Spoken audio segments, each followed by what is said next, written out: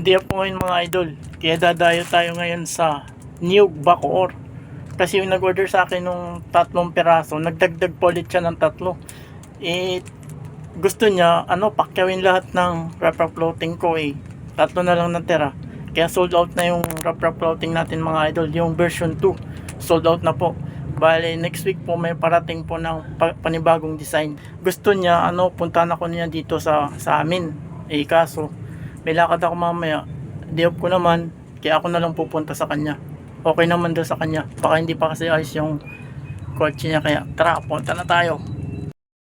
So yung mga idol, nandito na tayo sa Niyog Bacoor kay Boss Lance. Palabas na daw siya.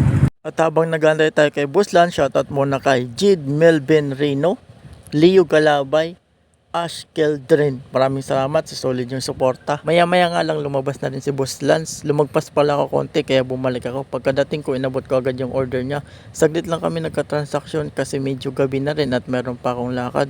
At nagulat ako sa kanya kasi dinoble niya yung bayad. Maraming salamat talaga, boss.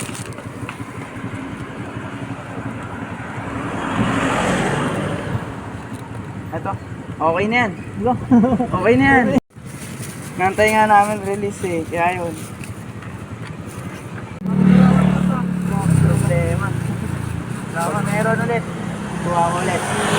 At sa mga nagtatanong po pala kung bakit hindi ako nag-stock ng marami, try pa lang po kasi yon. Hindi ko naman akalain na tatangkalikin yung aking wrap clothing. Nadala po kasi ako sa una kong pinagawa na nalugi ako. At hindi rin po madali magpagawa ng marami kasi kailangan ng malaking puhunan nun. Pero wag na po kayo mag-alala kasi next week meron na po tayong stock. Pero ibang design po yun ha. Sa mga nagtatanong naman po kung bakit wala pa akong TikTok shop, konti pa lang po kasi stock ko at ma-process po pag magagawa ka ng TikTok shop. Kapos po kasi ako sa oras kasi 12 hours ako nagtatrabaho. Mag-isa pa lang po kasi ako nag-aasikaso sa aking negosyo. At lahat po akong gumagawa. Mag-isip ng design, mag-contact sa graphic designer, mag-contact sa printing shop, at mag-reply sa mga nag-i-inquire sa TikTok, sa FB page at sa Facebook. At pag-edit po ng vlog, lahat po nun ako lang gumagawa. Hindi naman po ako nagre-reklamo kasi ginusto ko naman to.